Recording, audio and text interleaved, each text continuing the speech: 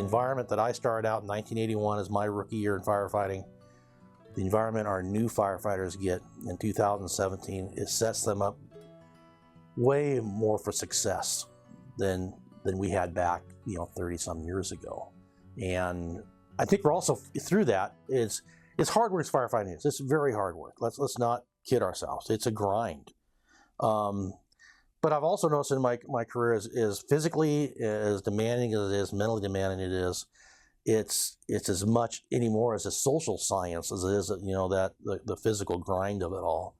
And trying to convince my young firefighters of what that leadership traits to be successful, to build that trust and honesty and respect. Use those as how you're going to be successful. The work ethic we'll build. We'll work with those young firefighters and create that. But it's getting that mindset that, what you can do for others to make them successful is what I'm looking for.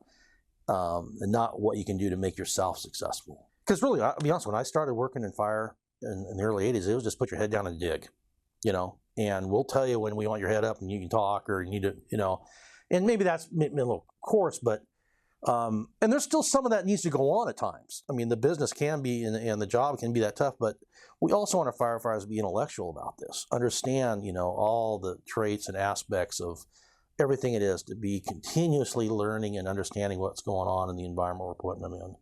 And I think that's real healthy. Things that we're using like after action reviews, lessons learned pages, learning from other people's near misses and tragedies is so important.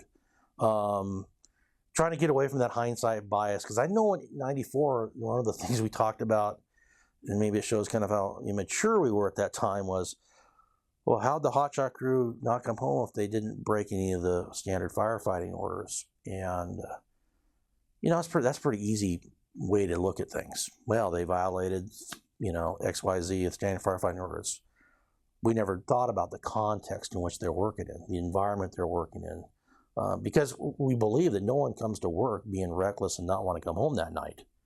Everybody wants to come home safe. Everybody, so that's the context we looked at. Is let's look at it from that sense. When you even want to come home safe and it doesn't happen, what were those things that triggered that? Let's learn from one of those places we get on the edge, maybe a little too far, and learn from people that didn't make it home or had those near misses and learn from those. And I think that's a place where I wasn't afforded that kind of education in the first 10, 15 years of my career. And now we expect it from our firefighters. We expect them to have those frank, honest, open discussions. The first year firefighter often can provide the most real understanding of what's going on. They're not jaded by past successes or luck. They just don't know, and they want to be a sponge, and I want to know why we're doing what we're doing. So I feel that we've done so much better since 1994 to prepare firefighters to be successful.